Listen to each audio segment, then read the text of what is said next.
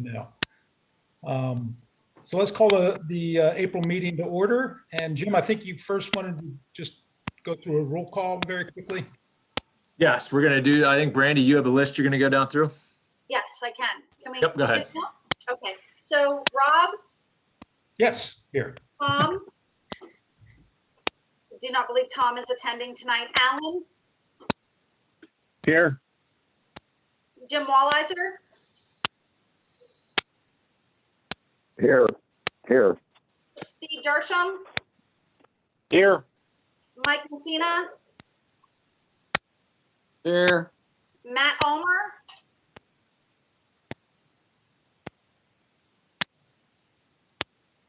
Chris. Gotcha, Chris. Mike. How about Dan? Yep, I'm here. Dana? Here. Allison? Here. Justin? Julie?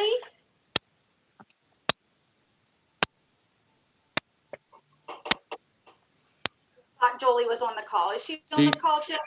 I see her name there, but her phone's muted. She may have stepped away. Okay, well, I'll mark her as in. Yep. How about Amanda? Yes, I'm here. Thank you. Tim Cole? Yes, I'm here. Okay, and Jackie? I don't believe Jackie was joining us tonight. Is there anybody else on the call? I know that we have John Compton from Baker Tilly and John Link from Baker Tilly, correct? That's right. Yep, we're both here. Okay, is there anybody on the call that I did not mention?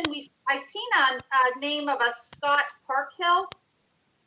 Hi there. Yeah, I'm just a fellow living in the area. I was interested in what goes on here, so I figured I'd join in. Okay, welcome, Scott. Thank you. Thank you. Anybody else on the call? Okay, Jim, I think we're good. Rob, I think we're good. Pretty good, thanks. Yeah, thanks, Brandy. So at this time, is there any public comment?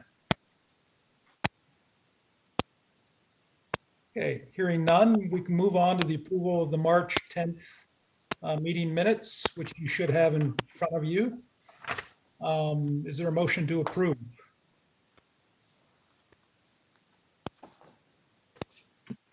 This is Alan. So moved. Yeah, we have a motion. Is there a second? I'll second that. Mike Messina. Okay, we have a motion and a second to approve the March 10th minutes. Any discussion, corrections, edits that anyone notices? Hearing none, all those in favor of approving the March 10th meeting minutes, say aye. Aye. Aye. Any nays? Okay, the ayes have it. Thank you.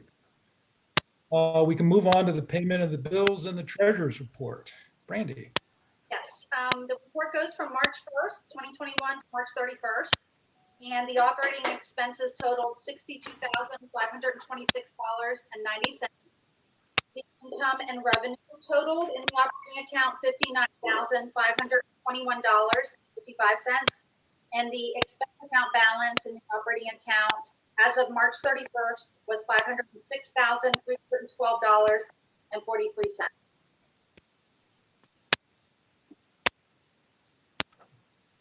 Is there a motion to pay the bills and approve the treasurer's report for audit? So moved. Okay, there's a motion. Is there a second? I'll second that. Mike Messina. Okay, we have a motion and a second. Any questions for Brandy? Additions, corrections? Rob, was that Dersham? I think the second was by Yeah. Mike. Oh, I'm sorry. Dersham. And Made then, the motion. Oh, Steve made the motion and Mike seconded it, I believe. okay, thanks so much. Okay, hearing none, all those in favor of paying the bills and filing the treasurer's report, say aye. Aye. Aye. Any nays? You guys have it. All right, thank you, Brandy. And I think at this time, we're moving up from old business, the 2020 audit presentation by John Compton and John Link from Baker Tilly. Yes, sir. Good evening, everyone. Appreciate the opportunity to be with you here this evening. My name is John Compton. With me tonight is John Link. Both John and I are CPAs with Baker Tilly. Baker Tilly is the external accountant who does the annual audit of the Conservation District, and we're here this evening to discuss with you the 2020 audit. The 2020 audit is finished. All went well. I believe we have it for you in draft format here this evening. If the board approves, we'll finalize this and get it signed. Conservation districts enjoy a rather lengthy due date as far as their audit is concerned. As long as your audit is filed with the Pennsylvania Department of Environmental Protection by December 31st of the following year, you're in good standing. So you're well ahead of schedule. Your conservation district is what is known as a component unit of the County of Center, Pennsylvania. I would liken that to, say, a subsidiary in the corporate world. There are rules for a financial reporting entity when you're dealing with a state or a county or a city, and the conservation historically has been considered to be a component unit of the county. The county typically produces its financial statement, issues its financial statement by June 30. So that kind of moves that timeline up on us a bit, but you're in good shape as far as the 2020 audit is concerned. In summary format, we were able to provide what we refer to as an unmodified opinion on your financial statements. As auditors, we're in the business of providing opinions. There are external third-party users of your financial statements. Those users rely on auditors such as our firm to kind of verify the information that's contained therein. So that's the role that we play. This unmodified opinion that we provided on your financial statements essentially means that, in our professional opinion, your financial statements present fairly in all material respects, the financial position and the results of your operations for the year ended December 31st, 2020. Now, your financial statement is prepared in accordance with what is known as the cash basis of accounting. You'll hear accountants talk about cash basis of accounting or accrual basis or modified accrual. Cash basis is a more straightforward form of financial reporting. Many conservation districts use that. It's not as difficult to prepare. It's not as difficult to understand as what, say, a set of financial statements prepared in accordance with generally accepted accounting principles. So what that means is your balance sheet essentially consists of cash and equity, and your operating statement consists of receipts and disbursements. And what we won't find within these financial statements are things such as accounts receivable or due from other governments or capital assets or accounts payable, accrued salaries and wages. All of these quote unquote accrual type of accounts that you encounter when you're dealing with accrual basis of accounting. So at December 31st, 2020, the Conservation District held $1,193,389 of cash. I believe all of that was with M&T Bank. In terms of auditing that number, Brandy does a great job with the bookkeeping. We've got a lot of respect for her, but we can't take her word for it that $1.2 million is in the bank.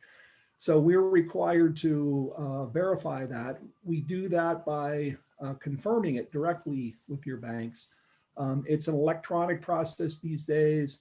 The Conservation District authorizes the bank to communicate directly with our firm. And they tell us via this confirmation process what they're holding on your behalf.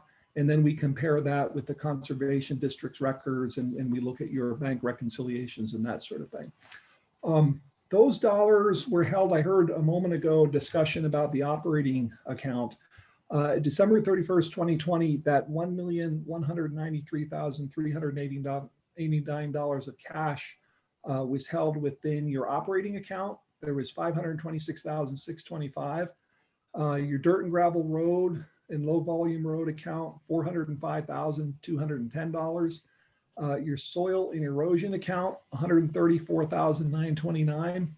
The NPDES account, $114,076. And rounding it out was your seedling sale account, which held $12,548. In terms of your operations, if we kind of shift gears and move from the so-called balance sheet to your operating statement or your revenues and expenses, the Conservation District for the year ended December 31st, 2020, had $925,387 in revenues.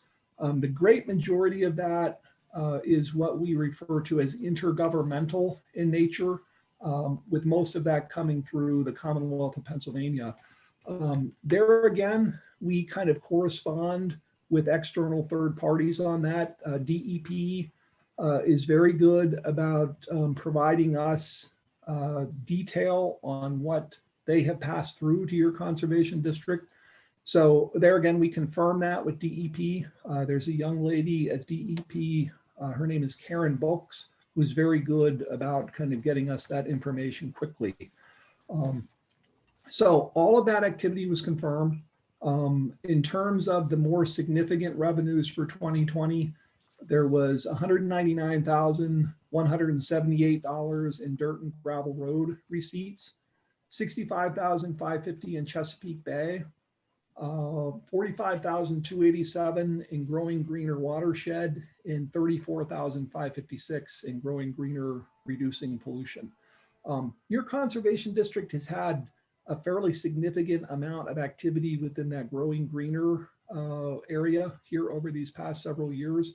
In particular, 2019 was a significant year in that regard. And again, we're seeing more of that in 2020. As far as your expenses are concerned, there were $1,606,582 in expenses during 2020, including in that figure, there were $255,754 in salaries that were paid for by Center County. So that essentially was covered by a transfer in from the county. You had $800,265 in Growing Greener expenses, a good portion of which related to a stream restoration project. $119,478 in dirt and gravel road expenses, $80,480 in low volume road expenses, and $65,450 in Chesapeake Bay expenses. So in respect for your time, we'll stop right there and see if anyone has any questions or concerns or anything that we didn't cover that you'd like us to address. Any questions for John? Very thorough. Thank you. We appreciate it. We appreciate you folks having us here tonight and the opportunity to do this work.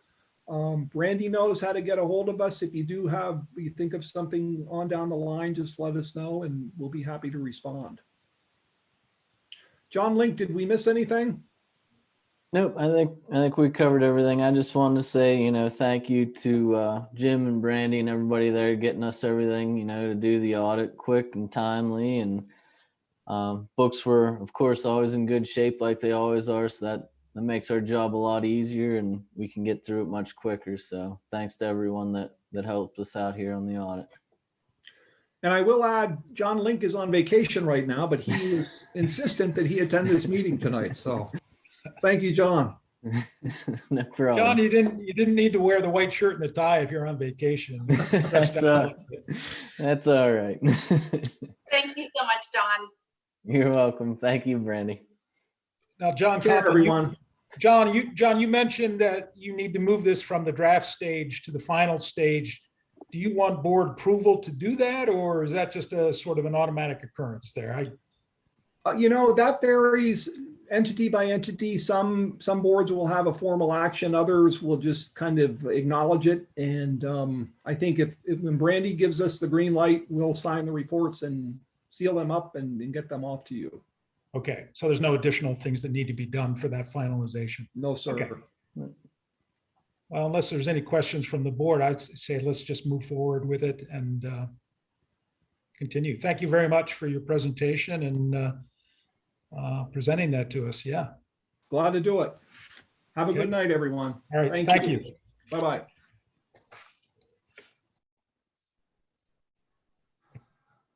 Rob, I think in the past that we have, if I recall correctly, that the board has reviewed the financial statements that I sent out and that we did have a motion for that. And then what would happen is Jim, as the manager, would sign off on the report and I would sign off as well. Okay, sounds good. We only do this once a year, so I don't always remember back that far. So yeah, is there a motion from the board to approve the draft 2020 audit report? Rob, excuse me, if I could interrupt you for a second. Right Yeah. before the presentation, I had to mute Alan's phone. There was some background noise coming through. And I'm not sure I can unmute him, but Alan, if you need to speak, I think you can unmute yourself by hitting *6. I just wanted to make sure. Yep, there you go. Okay, I just wanted to make sure Alan didn't have something to say and we had him muted, so. Okay. Well, at this time, we'll entertain a motion to approve the draft 2020 audit presentation and report.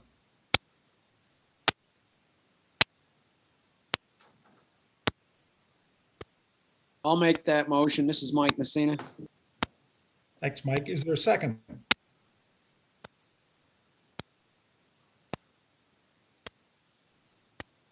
Second, Dersham. Okay, we have a second by Steve. Jim Wallinger, second here. Give it to Jim.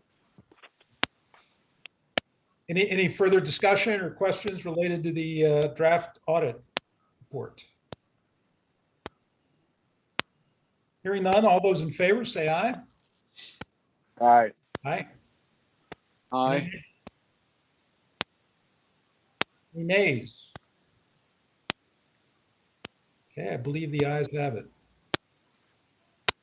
Okay, we can move on to the next item. There is no correspondence tonight, right, Jim? Yeah, actually, the only thing I want to mention in that section, Rob, just today, we sent out letters to all our legislators, thanking them for their support and informing them of Conservation District Week, which is coming up next week, April 18th through 24th. So I just wanted to mention that. Okay, That's all the correspondence I have. okay, we can move on to the staff presentation. And I believe Chris has a presentation tonight.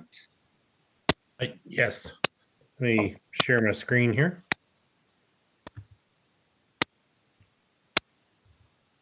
Alan, I'm going to mute your phone again. And then if you need to unmute, you can just do the *6.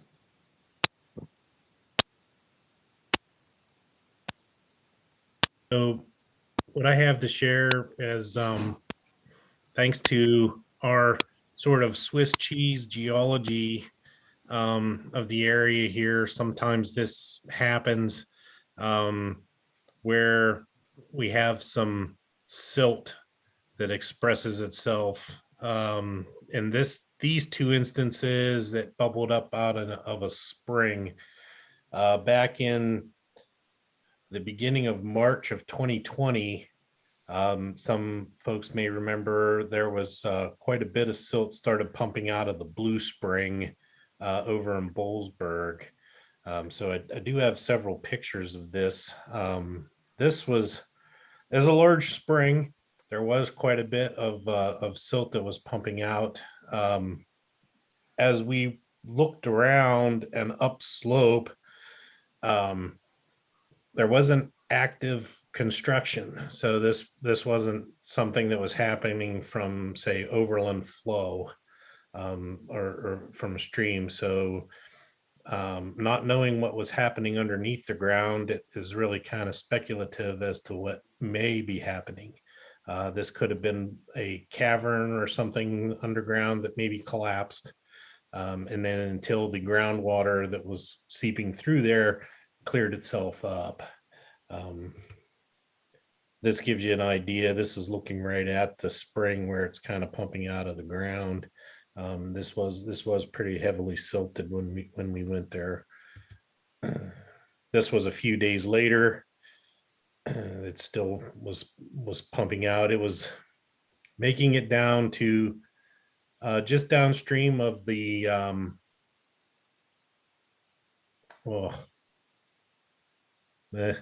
it was heading into Spring Creek, right there in Bollesburg. Yeah, for those not familiar, Blue Spring pops out on the property of the Bowl Mansion. And it actually is the start of a tributary to Spring Creek. So, where this spring pops out of the ground, it actually starts the stream, which flows through the Bowl Mansion grounds underneath 322 Business, and then, not too far below that into Spring Creek. So it did discharge quite a bit of silt for a little over a month. This was sort of at the tail end of it. This was about the middle of April of 2020. It's kind of hard to tell with the glare, but there's a little bit of silt that's kind of sticking to the rocks and the vegetation in the bottom of the spring, but the water coming out was clear by this point. This was sort of the interface of where that spring met Spring Creek. On the left side, stream left, you can kind of see the silt then mixed in with Spring Creek. It did dilute it, but it still was persistent for quite a ways downstream, almost into Lamont. This was another silt event out of a spring. This is on Cedar Run. This is the first farm going up Cedar Run Road off of Route 45. This was a spring. The owner of the property called the district and noticed this. Once again, this was another situation where there was no development or earth moving happening upslope of this. So we were able to rule out overland flow as a potential source. But you can see Cedar Run down through here is pretty crystal clear. You can see the silt kind of pumping in there where it meets the stream flow. It really gave a defined line. There's just the pulled back area. That's the spring itself. Another picture kind of shows that where that silted water was meeting the stream proper. Another view. It was cloudy. This picture, it started to kind of mingle. The plume started to dissipate. This was probably 150 yards downstream. And then this was better part of 250 yards downstream. Now this particular silt plume coming up out of the spring appears to have cleared itself out in about 3 or 4 days. However, you can still see the line of silt in the bottom of the stream. The hope would be over the next few rain events that would dilute and dissipate and kind of push itself off the stream bottom. Those were the slides I had to show.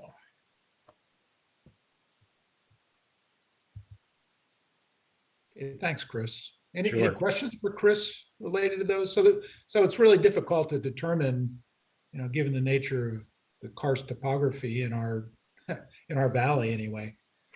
Right. What the origin of that is. It could be, like you said, a collapsed, a subsurface cavern. It could be a sinkhole forming, could be well drilling, drinking water well drilling, for example. Right. Causing temporary sedimentation. Have you seen any of it this spring? Well, this Cedar Run one was just within the last week or so.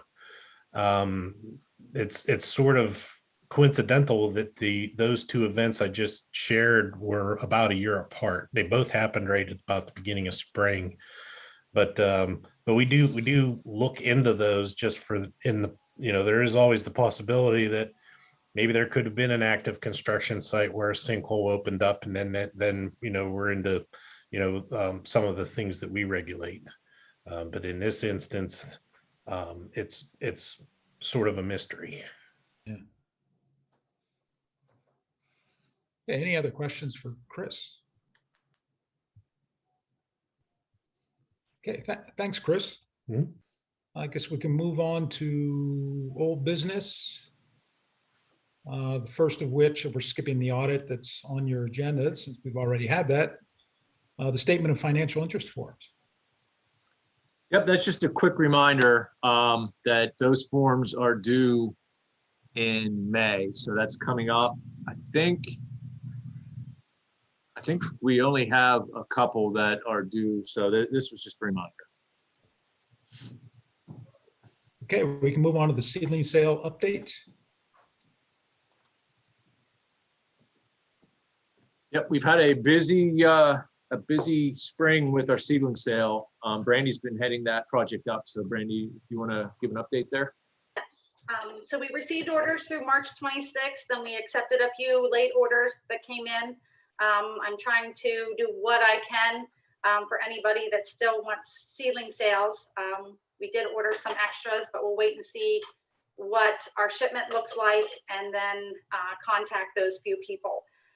We sold out of the apple package and the Red Haven peach trees this year. We had to reserve less just because of the nurseries being hit hard with COVID. They asked us that, we really look at our numbers and try to pinpoint what we think that we would sell.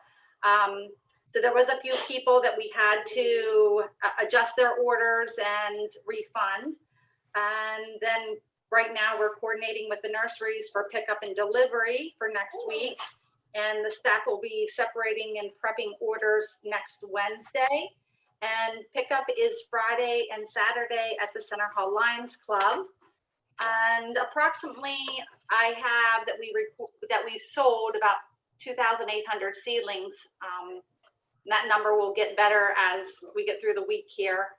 And we'll have final figures for the May meeting. Did I get everything, Jim? Yep, I think so. And you may not have the exact numbers, but orders and numbers of seedlings are up significantly from 2019, correct? The last year we had our sale. Yes, we actually took in about, I think, 70 some orders in 2019, and the seedling sale, I believe, got canceled after the orders were coming in for 2020. Oh yeah, that's right. Yeah. And we had, I think, around 50, 55 orders. This year, I believe we have about 95 orders. So we are up significantly from years past. Yep. And in talking to other conservation districts around the state, I think that is common that everyone has done very well in their seedling sales this year, but with orders up significantly. Yeah, I was at an Envirothon meeting and got a few comments from some of the other districts. They thought maybe our prices were a little bit higher than some of the surrounding areas. We do have a calculation that we do, and we also pay for the sorting that the nurseries do for us. So some of the other districts don't pay for that. So I just want to point that out, that they might sort them on their own. And if you're seeing surrounding counties that have significant different prices for bundles, that could be one of the issues.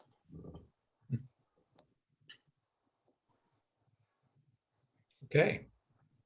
Thanks, Brandy. Thanks, Jim. Any questions regarding the seedling sale? Hearing none, we can move on to the county envirothon. Yeah, Justin is our lead staff person on the Envirothon, and unfortunately, he wasn't able to join us for the meeting tonight. But I just wanted to let everyone know that our event was virtual this year, so I think we had 4 teams participating, and that is actually going on right now. We did give the schools some flexibility in when they wanted to do, their testing. It's being done online, and like I said, but the majority of the schools are doing those tests this week. I think we had one school who had some issues with needing to work remotely later this week, so they had to bump some of their testing into next week. But from what I understand, everything seems to be going smoothly.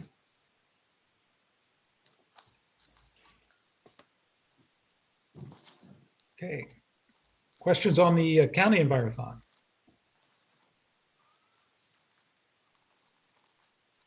Okay, hearing none. We can move on to the PACD North Central Region Directors Meeting. That was back on March 18th. Jim. Yep, I did attend the North Central Regional Directors meeting. Bear with, there we go. I need to find my notes. That was on March 18th, 10 a.m. It was held virtually online. There wasn't any action taken, so there were really no voting items at that particular meeting.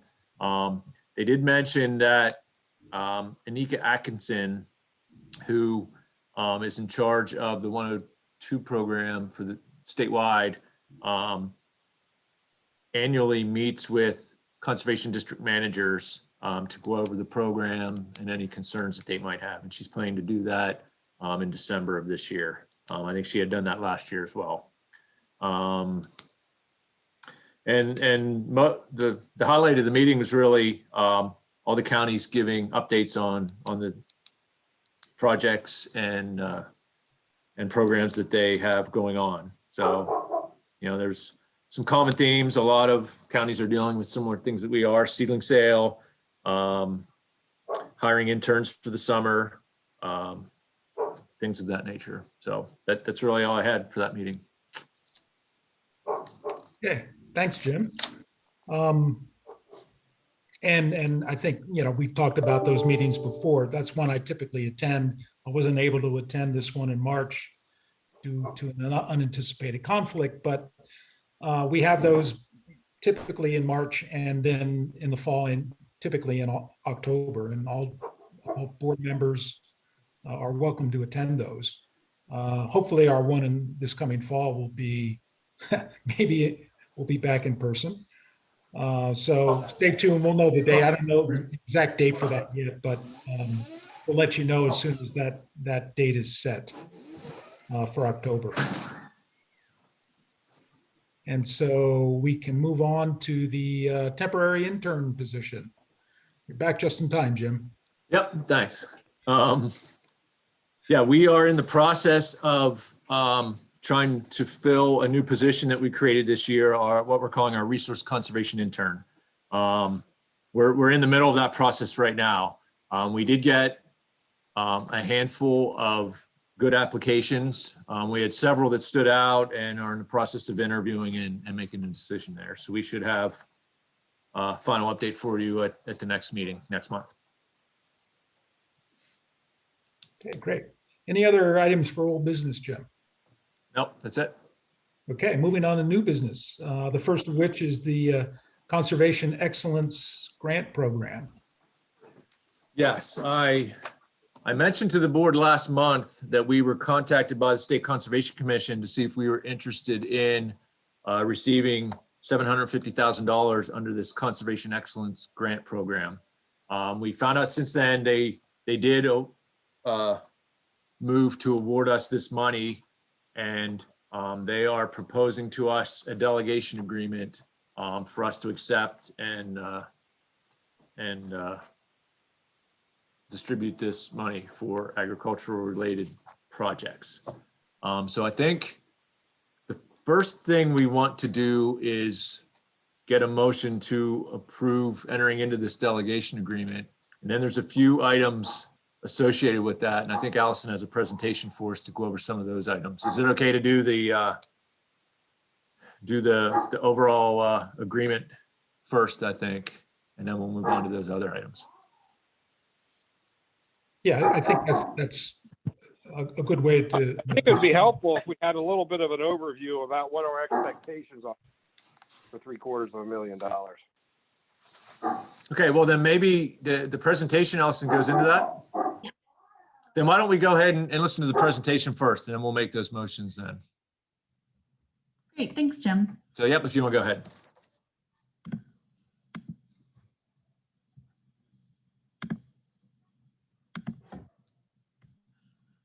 Okay, so here is our presentation. For those who are joining by phone, I do have some fun effects and some pictures of some of the projects, but the ultimate goal of the Conservation Excellence Grant is, farming for clean water. We are helping agricultural producers get best management practices on their farm that is ultimately going to help water quality goals, but also help their operational goals as well.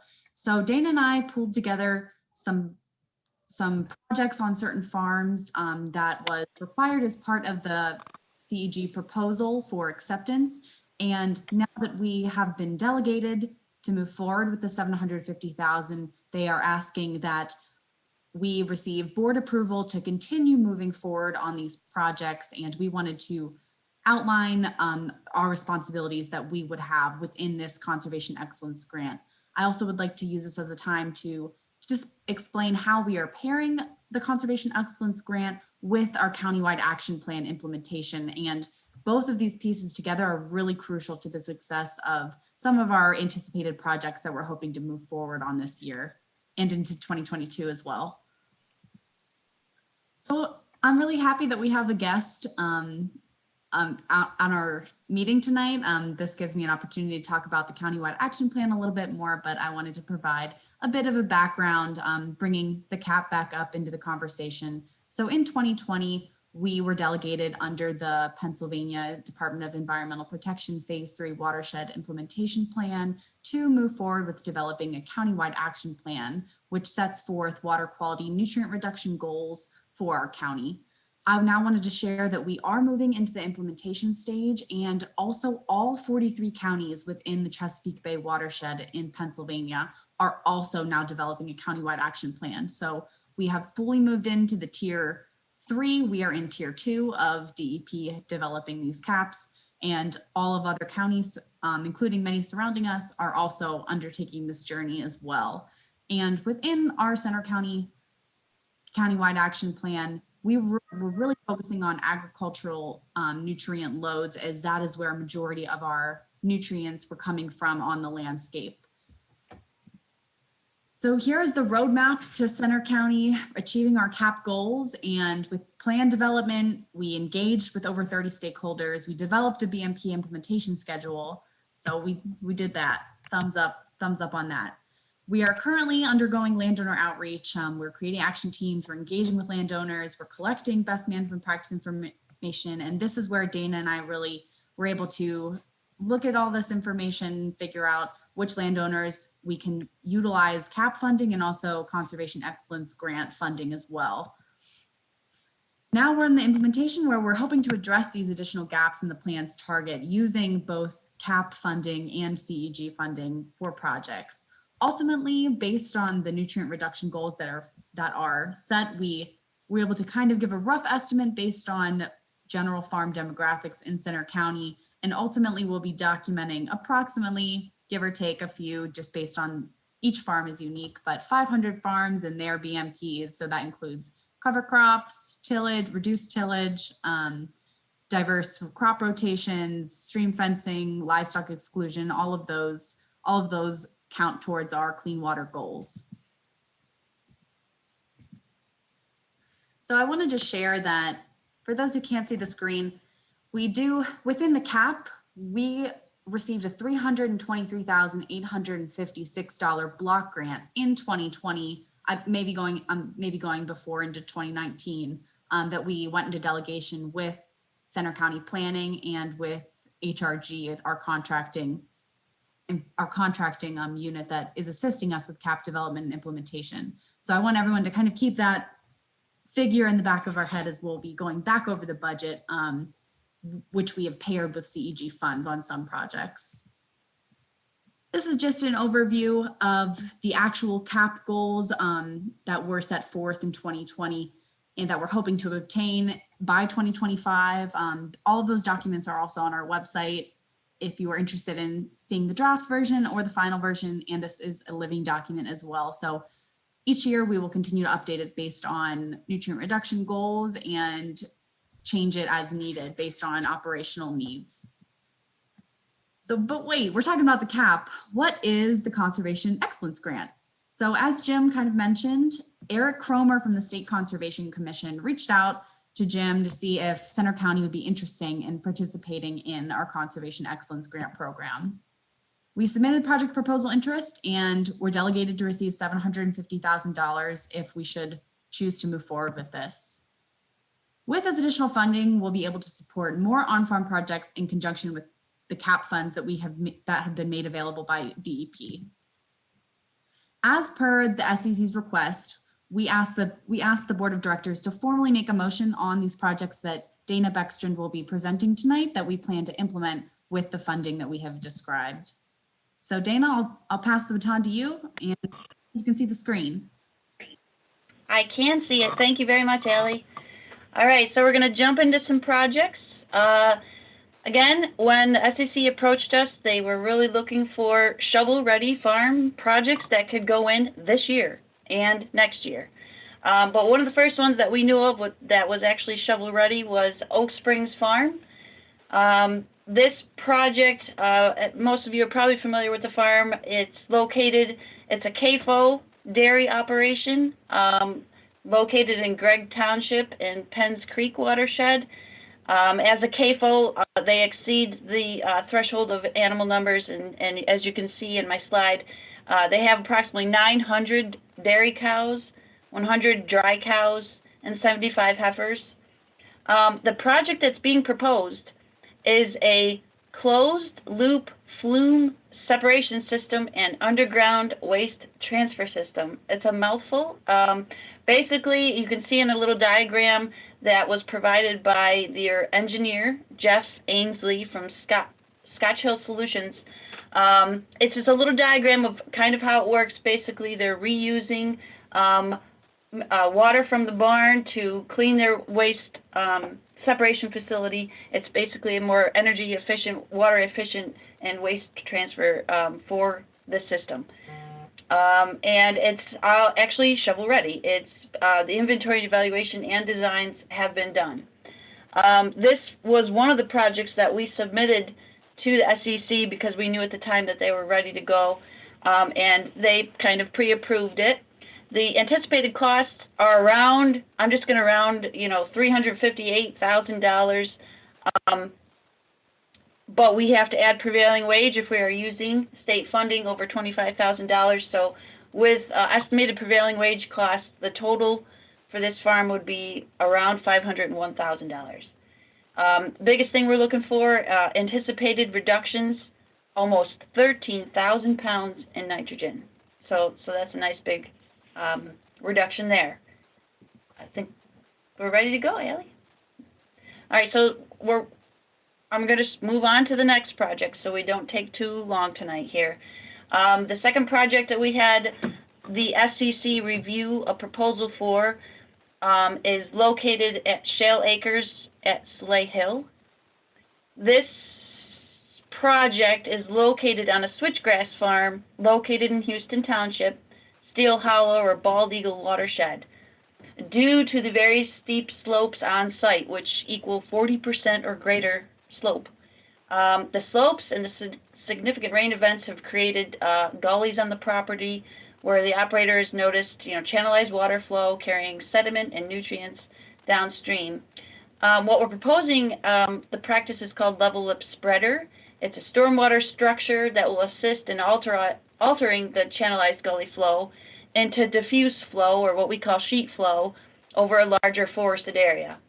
Again, this project has gone through the inventory and evaluation process. Total costs are anticipated around $35,000. With prevailing wage, that'll equal around $49,000. I'm sorry, $49,000. The anticipated reductions, maybe not so much on nitrogen, about 100 pounds of nitrogen, but big on sediment, about 500 pounds of sediment. So sorry I'm moving fast, but go ahead, Allie, let's move on. Sorry, it's not letting me forward real quick. That's all right. So we can look at the sketch at the bottom. I'm sorry, Allie put these nice graphics, and you don't have to go back. You know, from these proposals, Allie is really great at putting together PowerPoints. So, Not okay. so good at moving them forward, apparently. All right, moving on. Our third project that we proposed tonight is at the Fogle Farm. This is a beef cow operation in Half Moon Township, right on Half Moon Creek. This is a big project. I'm going to start back up at the top if you guys are following along, reading along with me. The BMPs proposed on this project, there are many. In fact, the SEC, you know, has about, I don't know, 12 to 15 really highly sought after ag practices they want to use this money on, like buffers and all kinds of things. This project fits like 10 out of the 12. We have a lot of practices going on here.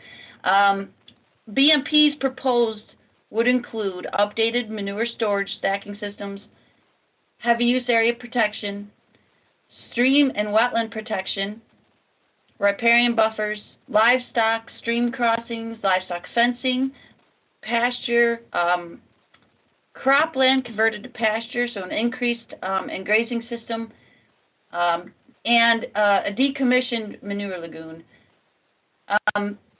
Current plans are to decommission the existing earth and manure lagoon that is close to failure, no longer in use, and install these protections with updated storage. The property has 10.2 acres of wetland that Clearwater Conservancy plans to protect. There are alongside the stream bank and riparian buffer plantings. Ellie, if you want to go ahead into the next slide, you can see some pictures of the property that kind of show these things a little better. On the left, you know, an aerial shot of the property. You see the Half Moon Creek winding through there, eroded banks. You can see wet spots. You can see denuded pasture. You can see the earth and lagoon, which is also on the right, and how close the proximity to Half Moon Creek. And then, you know, again, there's other practices that would extend up past the pasture, up into the crop field, you know, basically establishing a nice rotational grazing system for the operation. Okay, moving along to the next project is at the King Farm. The BMPs proposed in this project include roofed heavy use area protection, livestock watering facilities, stream bank protection, forest buffer, multiple livestock stream crossings, and fencing. Allie, I forgot to go over the Fogle prices and reduction, didn't I? Sorry, I just noticed that. I apologize, everybody, because this is a bigger one. Of course, I mentioned all those practices at the Fogle Farm. The anticipated costs are estimated at around $600,000. With prevailing wage, that brings us to $840,000. So that's a big project in itself. And the reductions will have to be based on the design. Okay, I'm sorry. I knew I forgot a big number there. Okay, so back to the King Farm. This is a smaller number because we're only proposing to pay for the roof over the heavy use area concrete pad, which will also store manure. This project is located on a dairy operation in Miles Township, Elk Creek watershed. Current plans are to reinforce the roofed heavy use area as well as install water supply pipelines to new livestock watering facilities. Approximately 1 acre of forest buffer will be planted by DCNR as well as fencing and animal crossings implemented by Chesapeake Conservancy. This is a project that is actually going to happen this year. They were limited on funds. It kind of actually dovetails nice. We're working with a lot of partners on this project. You know, the livestock have been eliminated from basically an entire wetland that, you know, they've been moving around in, where you can see the stream in the middle there. It's all been deemed wetland by DEP. Did I go over those costs? I did. Sorry, Ellie. Okay, and then the last project I wanted to briefly go over is the Hall Farm. This farm is located in Half Moon Township, Half Moon Creek watershed. The owners have a 40 cow-calf pairs and previously worked with the district and Clearwater Conservancy, multiple agencies, to implement stream bank protection and riparian buffer installation, fencing, stream crossings. But now they really need to address their very large animal concentration areas that they have in their pastures. We're proposing, the BMPs being proposed are heavy use area protection, roofed heavy use area protection, manure storage, watering facilities, and livestock fencing, basically to reduce the large denuded area during the wet periods of the year. The anticipated costs are estimated around $120,000. With prevailing wage, that would bump that up to around $168,000. This project, the Hall Farm, as well as the Fogle Farm, would only go into design phase this year and go into construction next year. And Allie will touch more on that, but just in case you were wondering, they're not all going to be under construction this year. Anticipated reductions, again, will be based on design. Thank you, Allie. And again, we just took some shots. We were out there recently. You know, it's just large denuded area. It happens when you have that many animals. Thank you, Allie. So if you had your calculator, plug in and chug in the numbers as Dana was going over the projects, it would equal more than $750,000. And that's where the CAP funds in the block grant really ties into the project implementation. So as Jim had mentioned, it really worked nicely that we were offered this, even though it was a short turnaround time, as we were able to maybe provide some more funding to some of the bigger nutrient reduction projects that will ultimately help us reach our goals and help farmers in Center County. So going from the left-hand side, this looks a bit confusing at first, but if you just focus on the first two columns where it says block grant 2021 and then the recipient. So moving down, I have that initial number that I shared, the $324,856. In our initial contract in 2019, $71,234 were dedicated to projects exclusively with Chesapeake Conservancy, as they would be working with us through their rapid delisting strategy that I've spoken a bit about in previous board meetings. And I'll hit on a bit of those projects later, but I just wanted to say that 71,000 went right to them. 180,000 we're dedicating to Oak Spring Farms. 50,000 we're dedicating to the phase 1 of Fogle. So that would be the design and updated inventory and evaluation. 20,000 would be going to Shale Hill, and then we'd have approximately 3,600 left over, which inevitably will be spent on some project as costs always shift. And these are tentative numbers at the moment as we move forward. In the middle column where it says CEG 2021 and recipient, we're starting with 750,000. The max we are able to spend is 250,000 per project on CEG funds. That is one of their stipulations in the funding. So we have 255,000 maxed out at Oak Springs.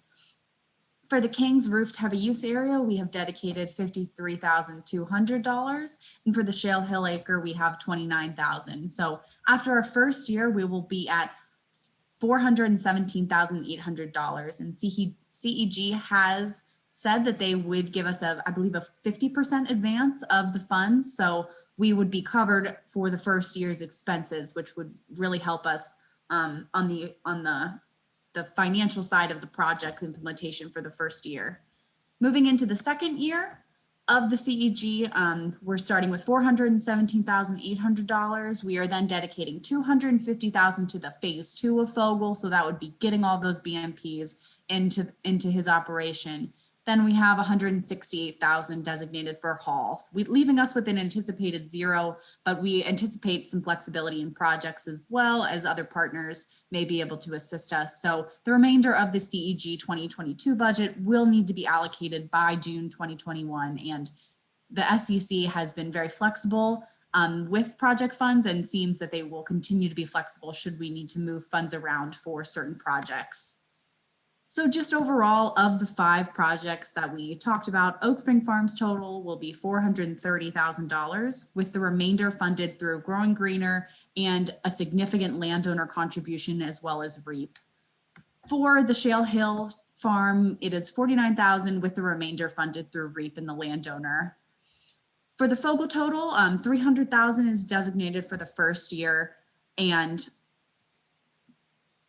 for the remainder funded through, I'm sorry, that should say $50,000 for first year, $250,000 for CEG 2022, with the remainder funded through Growing Greener, a significant proportion set forth by Clearwater Conservancy, Chesapeake Conservancy. 2022 block grant, we anticipate that this will be a project we will continue to dedicate funds towards, and landowner contribution again, as well as REAP.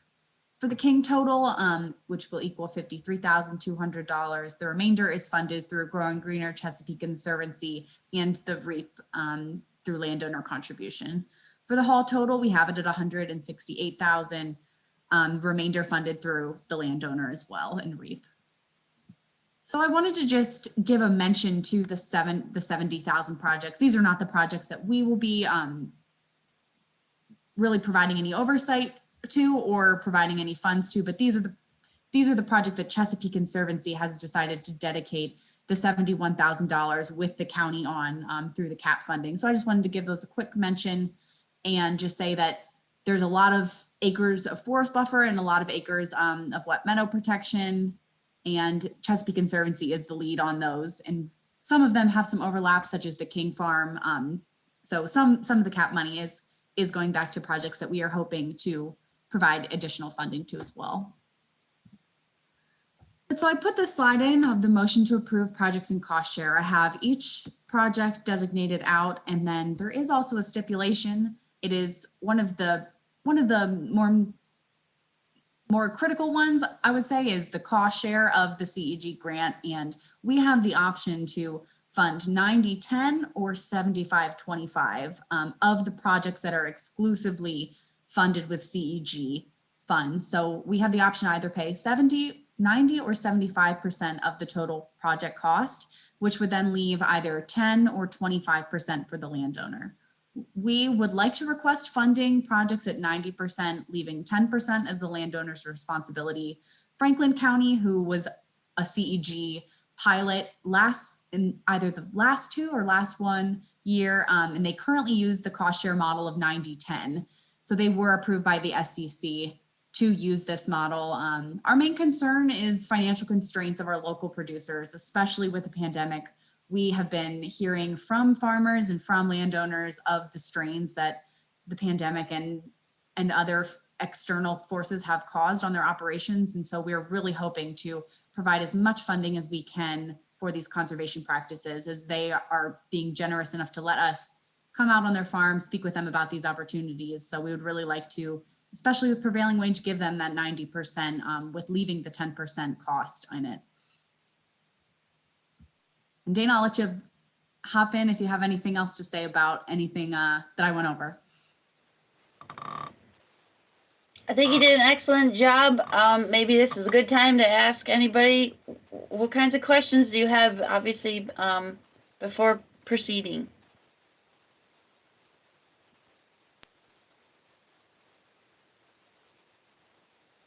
Dana, this is Steve. So essentially you have the plans drawn up for all the allocation of the funds. Is that correct? There are plans and what we call the inventory and evaluation, which is kind of basically the preliminary concept design. There a couple of projects actually do have the full-blown design.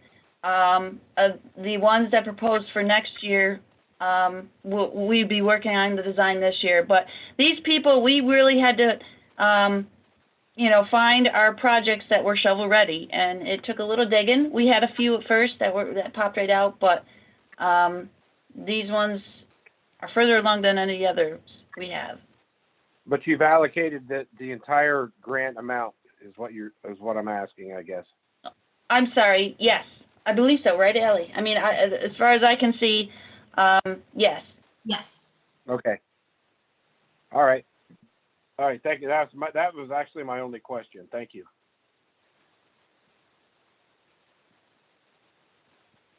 Any other questions?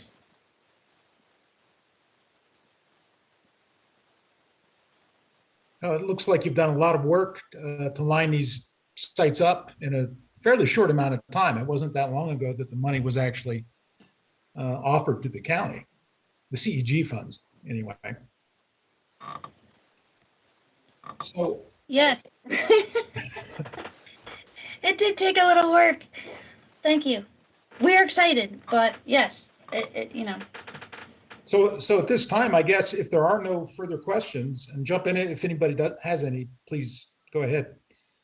I think we could entertain a motion to move ahead with accepting the CEG funds, and Dana and Ally are recommending that these projects be funded at 90-10 rather than 75-25.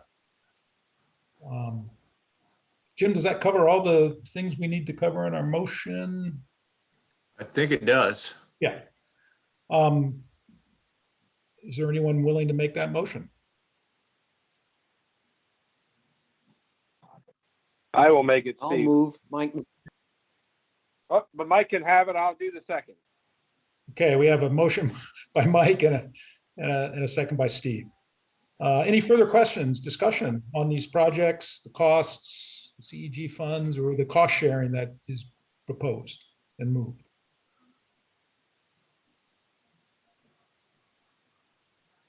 Hearing none, all those in favor say aye. Aye. Aye. Any nays? Hearing none, I think the ayes have it. Thanks, Dana. Thanks, Ally, for that thorough presentation. Appreciate it. Thank you all for your support. absolutely. We appreciate it very much. And now the hard work begins. All right. Okay, We so got this. I'm sorry, go ahead, Dana. I just said, we got this. Okay, good. All right, so we can move on to the next item of new business, which are the bank accounts, e-statements, and credit card. I think is that Brandy? Yeah, we mentioned this last month, and I think just wanted to give an update. We have moved forward with the e-statements. That's just a matter of us pulling our bank statements each month off of their web-based system rather than waiting for the paper statements to arrive in the mail. So we've done that for the first time this month, and that's pretty straightforward and handled similar to how we are right now. I don't know if you have anything to add to that, Brandy.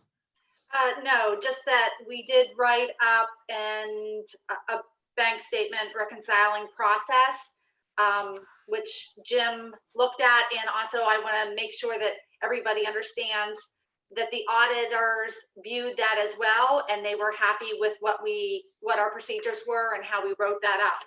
So those are kind of the guidelines that we will be following each month for the bank statement reconciliation.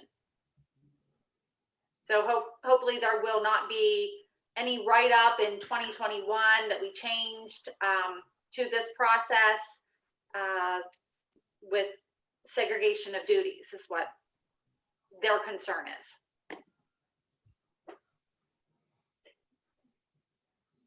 Okay, anything else to add to that, Brandy or Jim? The other component of that was a purchasing card or a credit card. And we have received that card. We haven't started using it yet. We're still working on some internal procedures that will follow as far as, staff using that card to make purchases. And I think we'll have a more detailed presentation in that regard at the May board meeting. Correct, Brandy? Yes, I'm planning on doing the same that we did for the bank statement reconciliation, is writing a process up. Maybe I would like to try to run this by Jim first and then maybe meet as a staff, just so that everybody's on the same page, and also run it by our auditors to make sure, again, that we are abiding by everything and we don't have any problems with segregation of duties. So we'll have that in May. Okay, thanks, Brandy. Any questions for either Brandy or Jim related to that item? Hearing none, I guess the next item of new business is the ENS plan review fee schedule revision. Yes. As most of you are aware, the Conservation District does have a fee schedule set up that establishes the fees we charge for reviewing erosion and sediment control plans. That we've had a fee schedule in place for many years. The current version of that has been in place for a number of years as well. We had a situation come up over the last month or so where one of the applicants who submitted a plan, the checks for these fees that they submitted were returned from the bank. And in reviewing our schedule, I noticed that that our current schedule indicates a $25 returned check fee. And when this most recent situation came about, we realized that those fees that the bank charges us are actually more than that. They're $40 per check. So I thought it might be a good time to just make a simple change to our fee schedule and change that return check fee to $40 to reflect the current fees that we would be charged in that situation.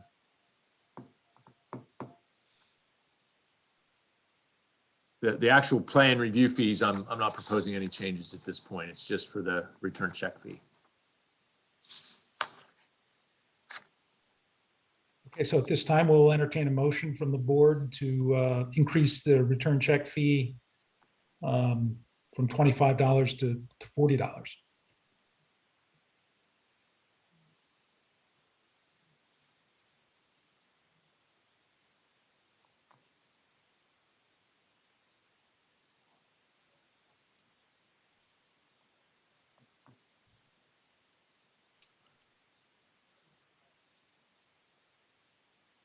Does anyone care to make that motion?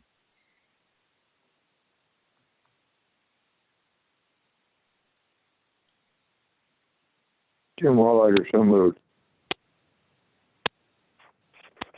Yeah, we have a motion from Jim. Is there a second? Second, Dershowitz. We have a second from Steve. Any further questions about the fee revisions? Revision. Hearing none, all those in favor say aye. Aye. Aye. Aye. Any nays?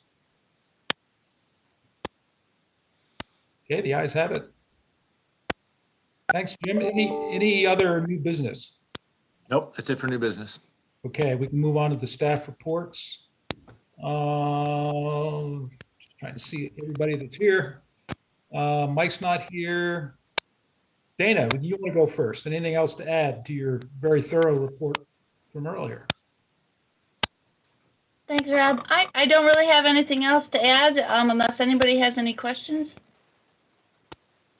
Questions for Dana?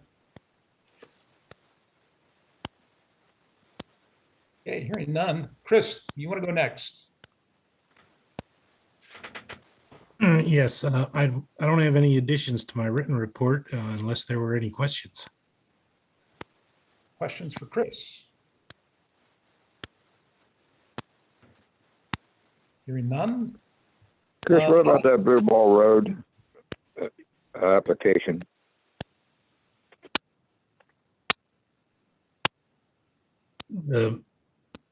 On Blue Ball Road. We looked at a dirt and gravel application potential for the section of road that goes over Roaring Run. Some additional cross pipes, improved the driving surface, and also looked at possibly replacing that stream crossing.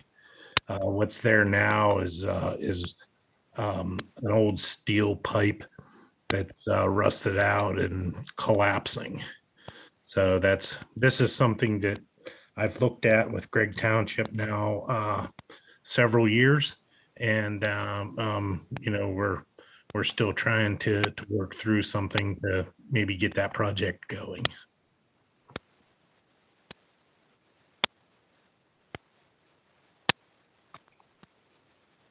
Okay, other questions for Chris? Okay, hearing none. Ally, do you want to go next? Yes, I just wanted to share that I was signed up for nutrient management training through the ACT program. So I'm currently undergoing those, and I'm in RCS conservation planning training this week as well. I also wanted to share, I had shared this with Jim prior to the meeting, and we figured since it was our board meeting tonight that I would share it with the board as well. When I was an intern at the Penn State Agriculture and Environment Center, I had been the initial writer of a planned inventory and resources for the Lancaster County Clean Water Partners. And I had worked pretty extensively with partners in Lancaster County and with Penn State to get that to a workable draft. And then I graduated and left. It has now been published for the Lancaster Clean Water Partners. And because of my involvement in the initial drafting of it and now working with CAP implementation, they extended the offer to Center County Conservation District to become an honorary partner of the the Lancaster County Clean Water Partners. There is no fee or it seems requirements to being a partner, but there are several benefits that I think would be really beneficial for Center County Conservation District to be listed as a Lancaster County Clean Water Partner, including but not limited to water quality data monitoring sets and GIS information that they have accumulated through their work, being acknowledged on their website, social media posts, and communication materials moving forward. I think it would be great name recognition for the district. Potential project implementation. I know we've been kind of partnering with some further away groups such as the Alliance for the Chesapeake Bay on fencing. So even though they are pretty far apart distance-wise, I've been seeing some overlap in projects that could be beneficial for us moving forward. And just being a part of Clean Water and the Clean Water Partners and choosing to be a part of their meetings if we so choose to. But I thought I would share that opportunity with Jim and see if that was something we were interested in moving forward with.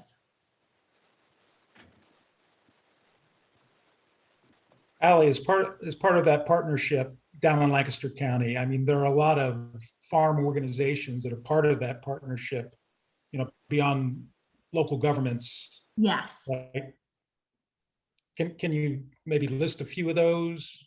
Yes, I know that almost all of the townships, let me just pull up their website. I don't want to misstate any partners. But a lot of the townships that are in Lancaster County are involved in those. I know Raffo Township is a big partner there. Let me see. So right now they have the Alliance for the Chesapeake Bay, Center for Watershed Protection, Chesapeake Bay Foundation, Chesapeake Conservancy, the City of Lancaster, Choose Clean Water Coalition, Conestoga River Club, Donegal Trout Unlimited, Lancaster County Community Foundation, Lancaster Conservancy, Lancaster Farmland Trust, Land Studies. So there's and the list goes on. There is a very good mix of nonprofit, private, public organizations, and there are organizations that aren't exclusively located in Lancaster County. So I thought it would be interesting I was interested that they extended it to Center County. Okay, very good. Jim, is that something that the board needs to take a motion on, or is that an internal decision that you can partner with them, the district can partner, do you think? I'm not sure. I've just heard about this myself for the first time today. From what I haven't gotten into all the details, but it sounds like a beneficial thing with little to no negative things. So it sounds like a good thing to do. I don't know that we need a motion necessarily. I think since it just came up, we thought we'd at least share it with the board to make them aware of it and get any feedback you might have. Okay, any thoughts from the board? This is Steve. This doesn't obligate us in any ways. There's no strings attached. It's just an upside association with these folks. Is that my understanding? Yes, and the Lancaster Clean Water Partners, as they work, they currently don't have any obligations within their current partners. They use it more of a space to share successes and share potential project information and just more of a forum for conservation partners. I would say go for it. Okay, any other comments from other board members? Sounds like it's beneficial. It sounds like a win-win, no cost sort of alliance partnership with a district that's very active and their partners that's very active in ag conservation, among other things. Go for it. Thank you. I don't have any additional things on my board report other than that, but I'm happy to answer any questions related to that or my board report as well. Questions for Ally?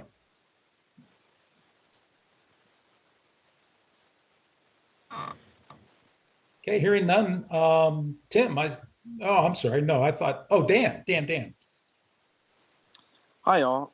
I don't have any additions to my written report. Does anybody have any questions? Questions for Dan?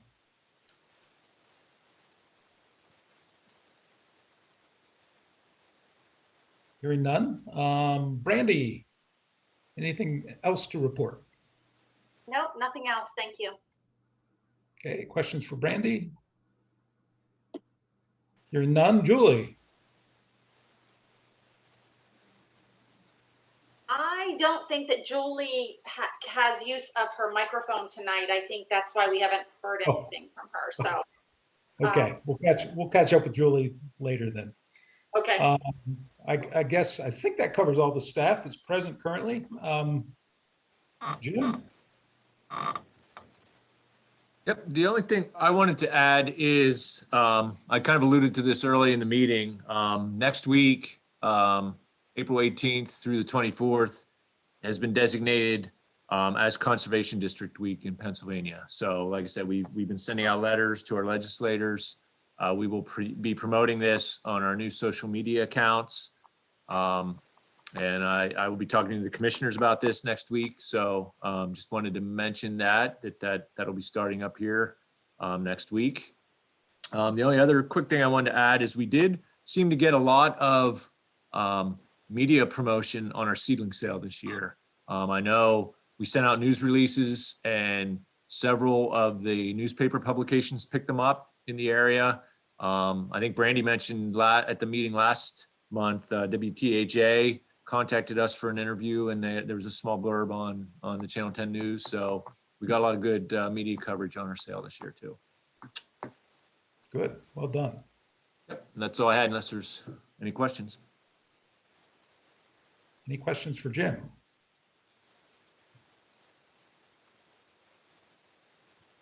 Hearing none, I think we can move on to the cooperating agency reports. And now it's Tim's turn. Good evening, everybody. Thanks, Rob.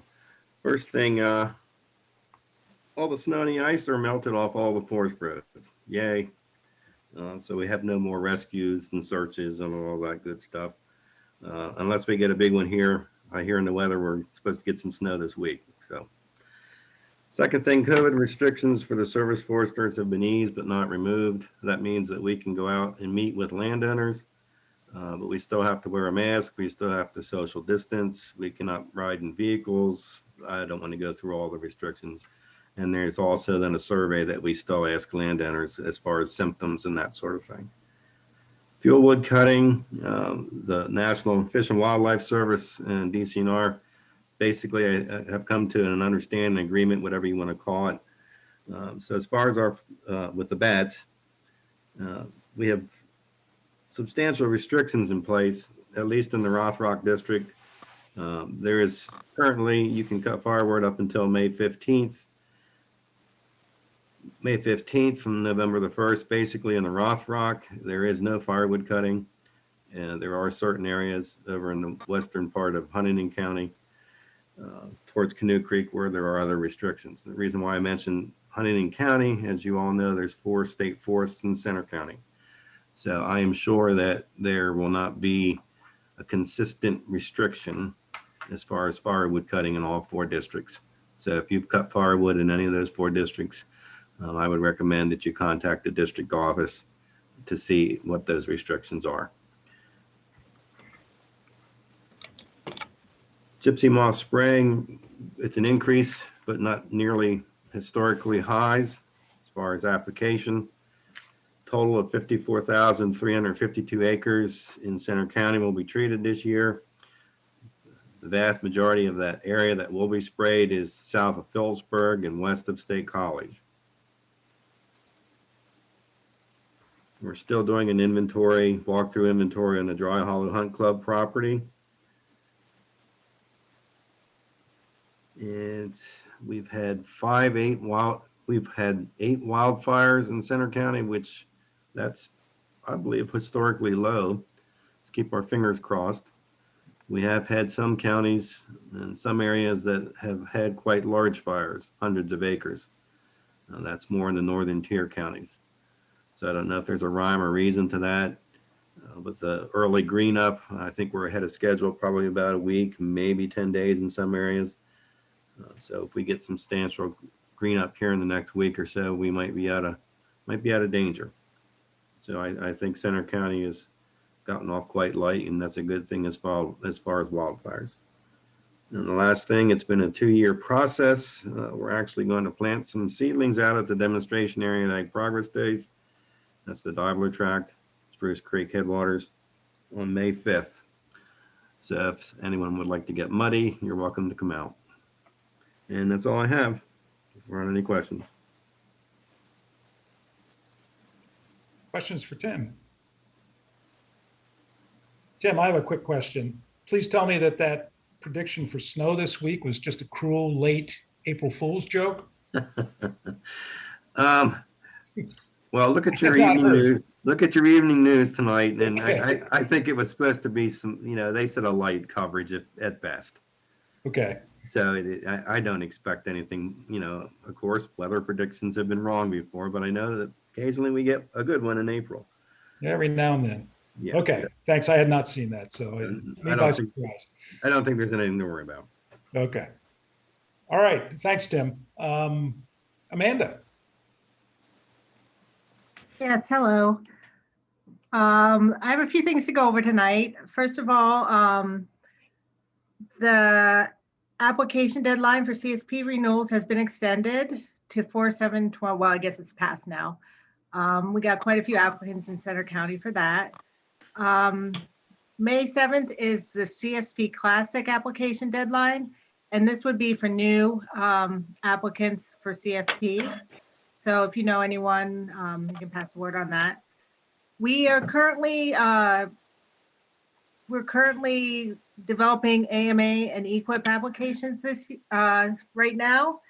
And so far we have 6 contracts we're working on in Center County, but the money's still coming in. So we expect to be funding throughout the year on them.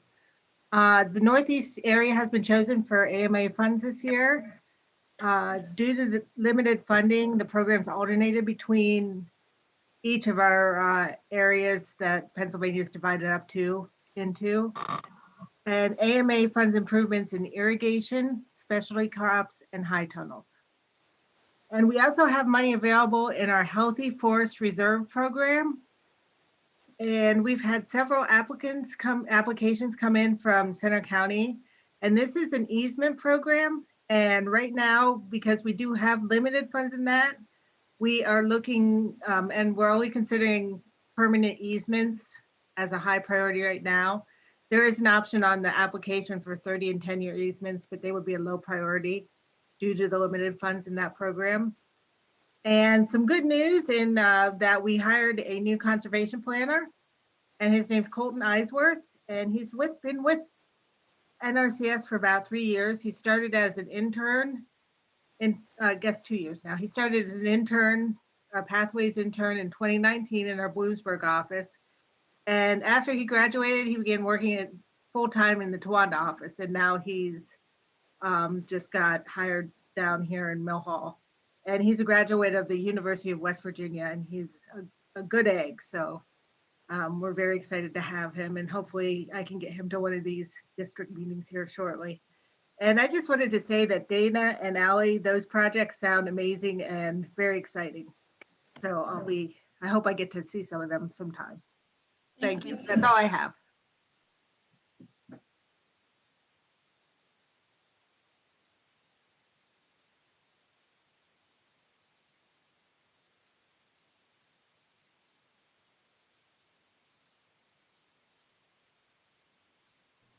You're muted, Bob. You're muted, Rob. We can't hear you.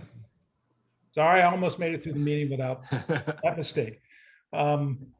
Yeah, I think that brings us to the end of our meeting. Anything else for the good of the order from directors, staff, cooperating agencies? Thank you all for being here tonight. And if there's nothing else, we'll entertain a motion to adjourn at this time.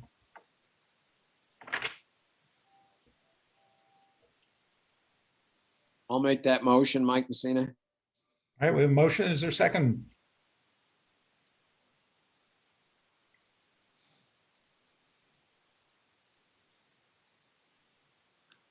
I'll second it. All right, we have a motion and a second. All those in favor say aye. Aye. All right, thanks, everybody. We'll see. Yeah, we all wanted to hang out tonight. Yes. Yeah. All Of all the right. motions, I think that would be the one everyone would want to The get going. fastest. I'm not sure if it's appropriate for the chair to make a motion or to second a motion or not, but what the heck. It absolutely is. Okay, we'll see you all. Thank you all for coming, and have a good month, and we'll see you in second Wednesday in May. Thanks. Thank you.